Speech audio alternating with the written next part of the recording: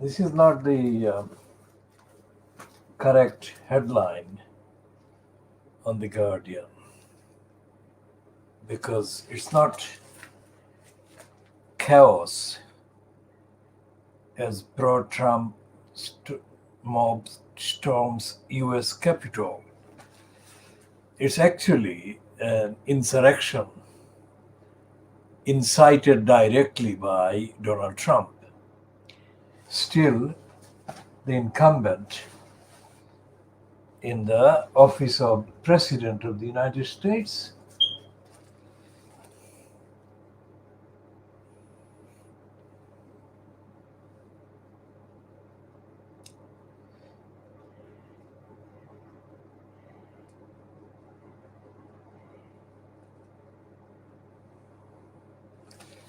and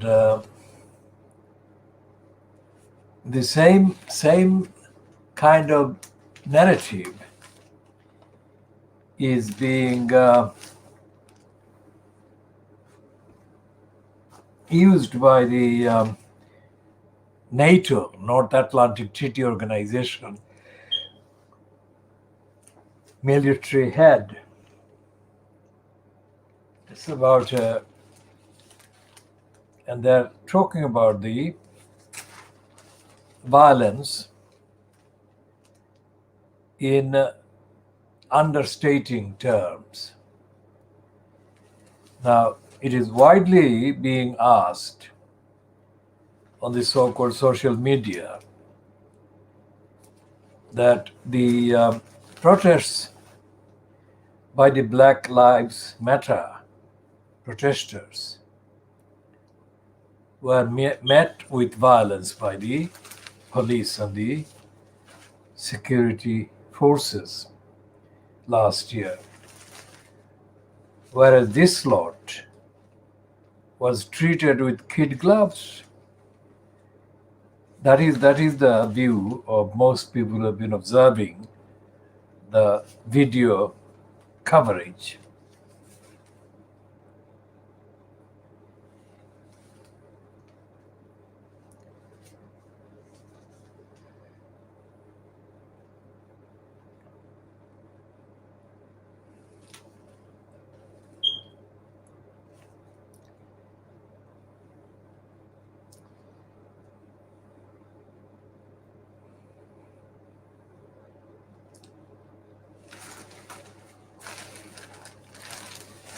And The Guardian is typically complacent about this violent insurrection on the Capitol,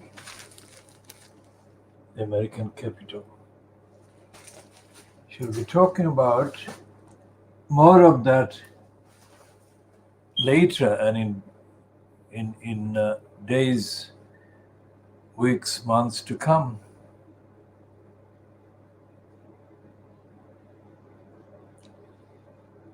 And the Financial Times is still refusing to declare that the Democrats have won the Georgia runoff elections. And we shall be talking more about that in the context of the BBC doing the same.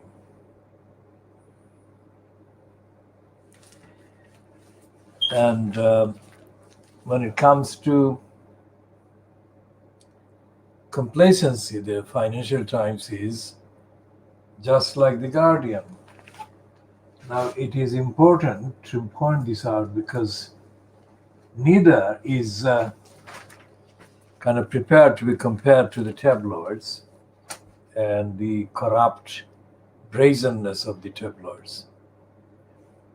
And look at the legacy of Beaverbrook. It is still positive at the end, using positive language to shore up Boris Johnson.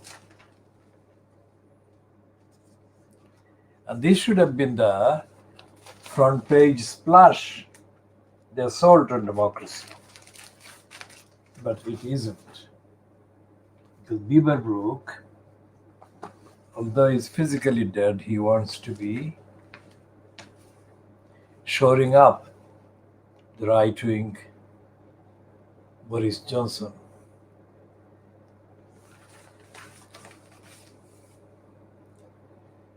And the Murdoch scum is doing the same thing. It's like roll up your sleeves, meaning there's the people who have been negligent in getting the vaccine out.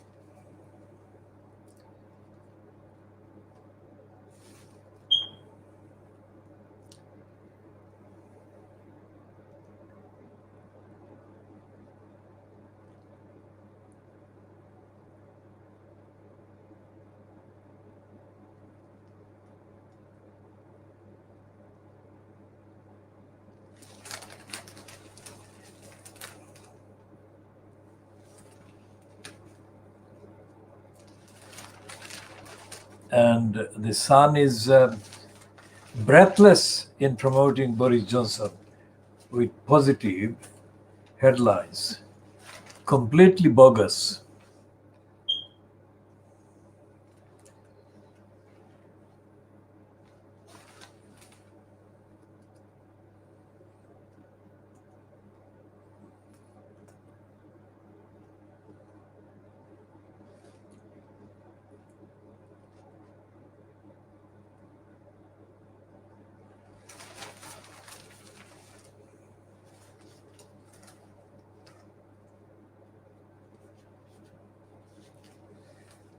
If the protesters were even Democrats, then the scum and the other British Fleet Street papers would have called them thugs. But they're not using the term thugs because they are right wing and they are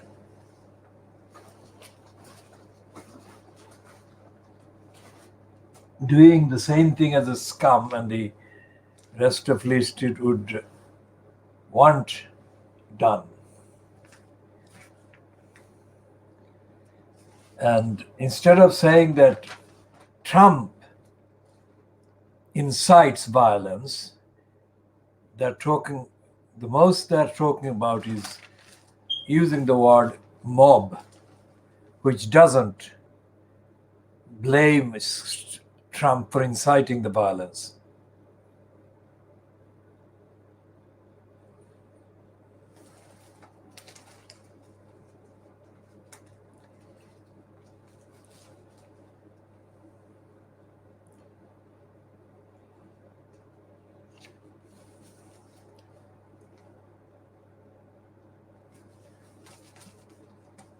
Now, there is a reluctant piece on the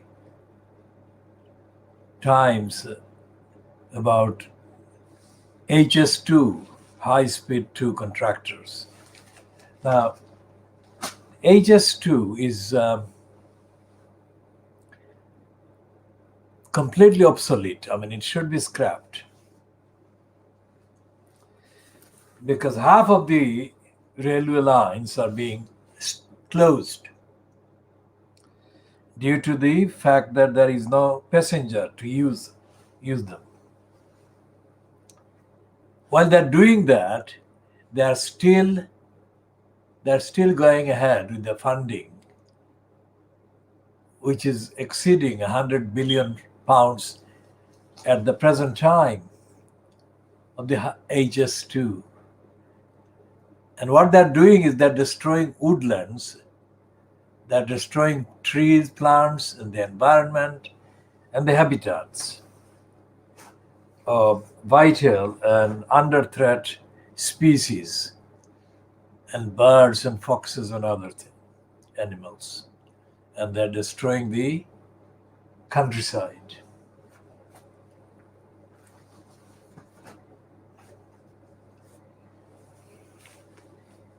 And it's not Trump incites anarchic insurrection being used by the I newspaper. It says anarchy in the USA.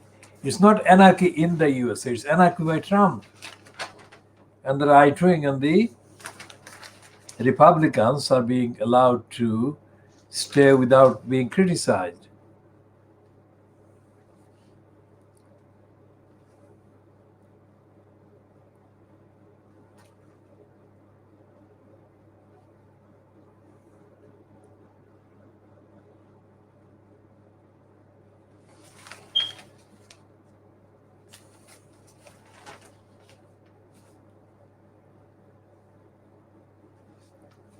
And they're talking about former Goldman Sachs banker and Tory donor appointed chairman of the BBC. So it's Tory takeover of the BBC is going ahead.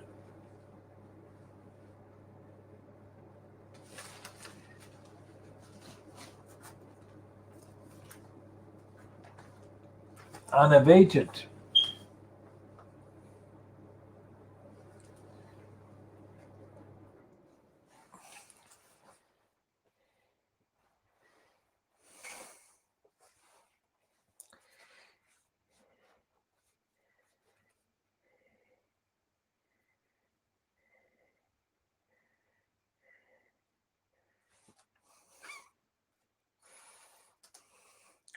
And the Daily Star is saying that the claps that is cheering at 8 p.m. on Thursdays is back for teachers, carers, refuse collectors, truckers, cleaners, posties, and shop workers. In fact, everybody except Bozo, Coco, and Tico.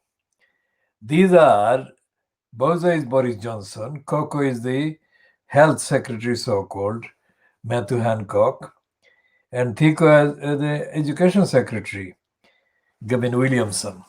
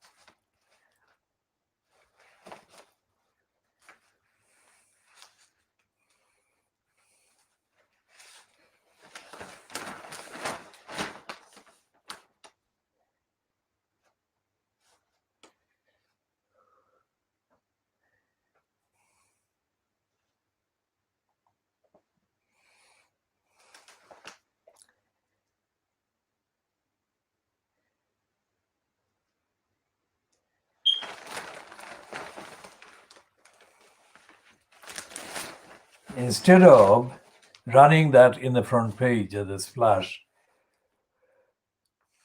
they put the under siege item on page 7. If it happened and if the attackers were black or Democrats, at least, they would be putting this on the front page with the condemnation of the protesters.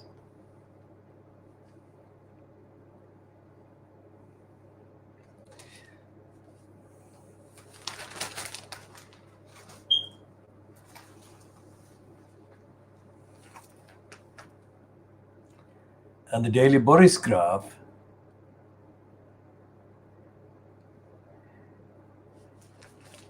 has got a surprisingly correct, probably the best headline, amazingly, on this. This is correct. Democracy under siege. That is the correct headline and the photograph. And we acknowledge that as we are diagnosing the fleet state, we are acknowledging something that is accurate and correct.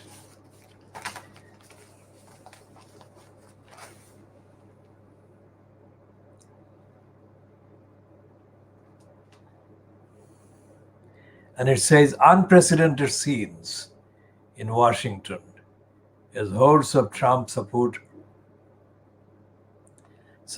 stormed the Capitol building.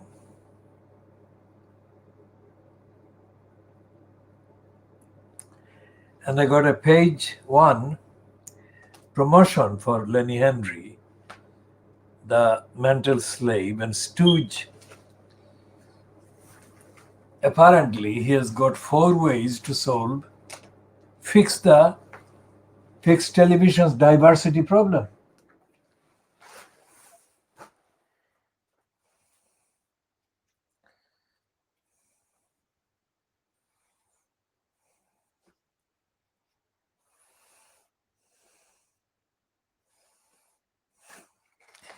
There is a very accurate comment in this Matt cartoon, which says 13 million jabs, that is vaccine, to be administered by mid-February.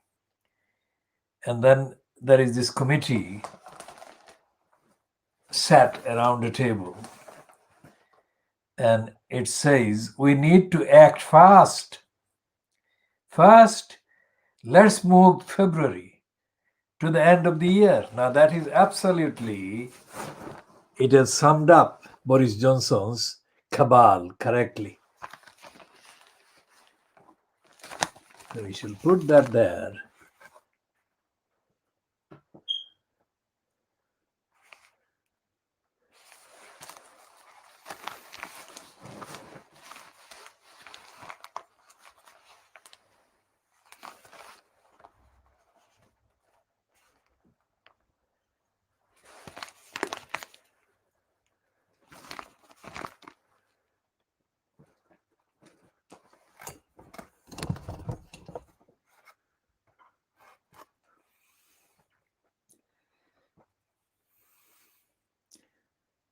As the Matt cartoon.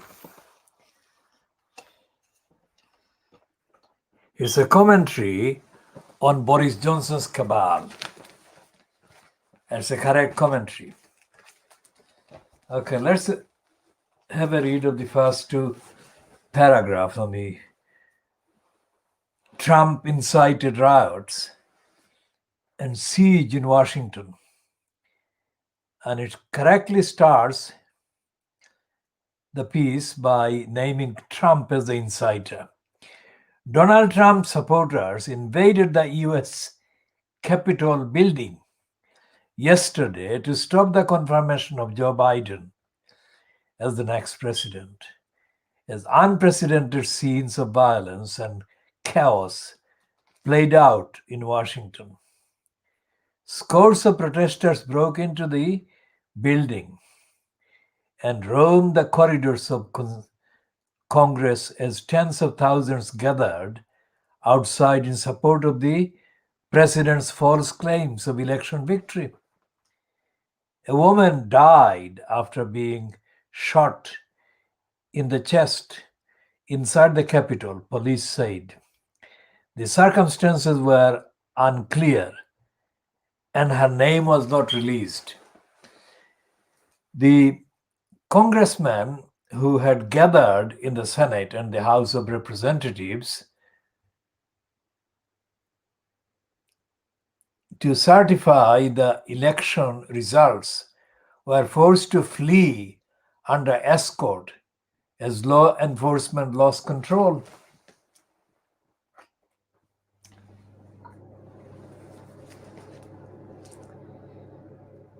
In the House chamber, security officers pulled their guns and barricaded the door. At least one pro-Trump protester entered the Senate chamber, sitting with his hand aloft in victory. As evening approached, as a 6 p.m. citywide curfew was announced, the events were widely described as a dark day for American democracy. Mr. Trump had addressed the crowds hours before they marched on the Capitol, telling them to stop the steal and doubling down on his false claims of election victory. So even the Boris Graf is admitting that Trump is lying and making false claims.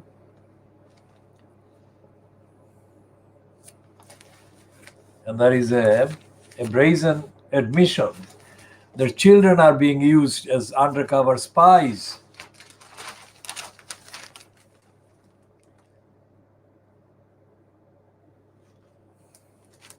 And there is on page 2 a quote from Joe Biden. This isn't dissent, it is disorder. It's chaos bordering on sedition.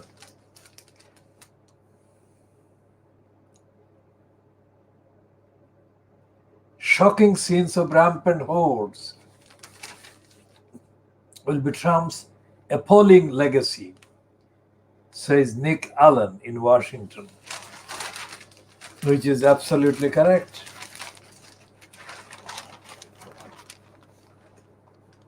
That's the Boris Graph, which is a huge number of pictures on pages 2 and 3.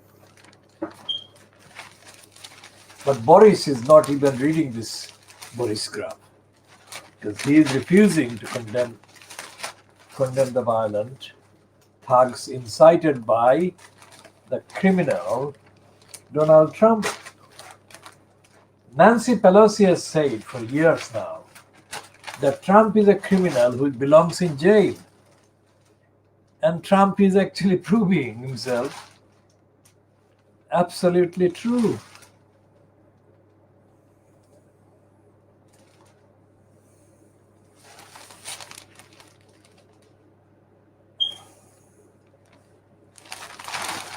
And on the inside, in the page 6, Johnson is reportedly saying that the lockdown in Britain would last until after Easter.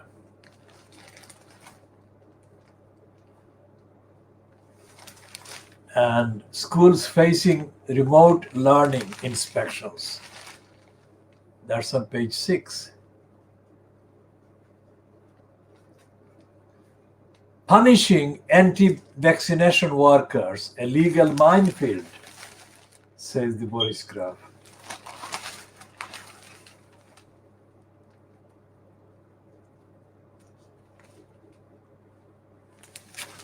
And the police are threatening that lockdown violators will face fine.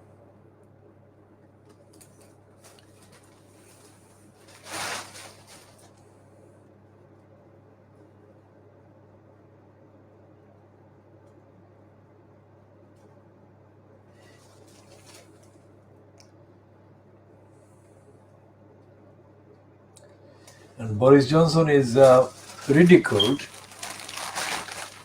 in a mural in Manchester as the face of the Eton mess.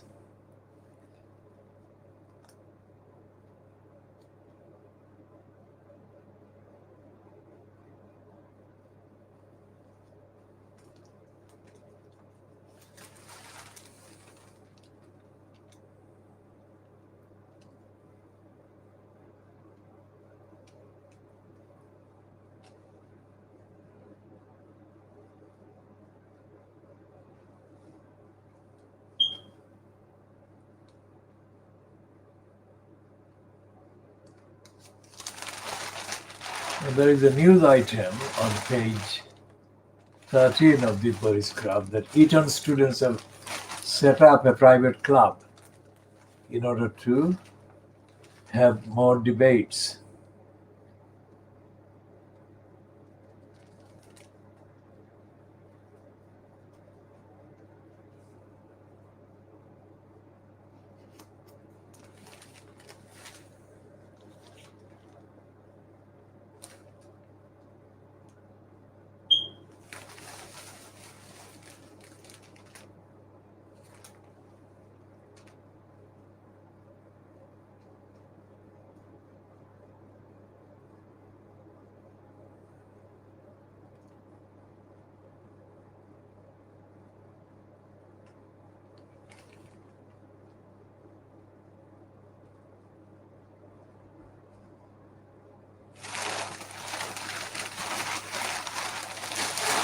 And it looks like the face of a black woman of African origin who's been called the Pimlico Pusher, who shoved a woman into path of London bus. Her name is Amelia Doris. A mother who became known as the Pimlico Pusher has admitted assaulting a woman by shoving her towards a moving bus after they had an argument in a supermarket. Amelia Doris 40 was caught on CCTV shoulder barging Linda Lancaster towards the vehicle on Vauxhall Bridge Road, central London on 29th of May 2018, a court heard. Miss Lancaster, who is in her 60s, had tried to avoid Doris by walking around the block after the argument in Tesco Express in nearby Warwick Way. But their paths crossed again on Vauxhall Bridge Road, and Doris, who was accompanied by a small child, shoulder barged the woman headfirst towards a moving bus before fleeing the scene. Miss Lancaster fell forward into the passenger doors of the vehicle and suffered a cut to the head, a strained shoulder, grazes, and bruising to her ankles, shins, and knees. After police appealed for information about the assault, the attacker became known as the Pimlico Pusher. Doris was due to stand trial at Southwark Crown Court but pleaded guilty to inflicting actual bodily harm. She also admitted racially aggravated assault, while a more serious charge of attempted grievous bodily harm was dropped. Details of the racially aggravated assault were not given in court. Daryl Charrett, defending, said Doris had a complex mental health history outlined in a psychiatric report. It does go into a lot of detail about the mental health history of Doris. She's of good character but has quite a lot of traumatic history. Post-traumatic stress, quite severe traumatic abuse at the hands of former partner and father of her child.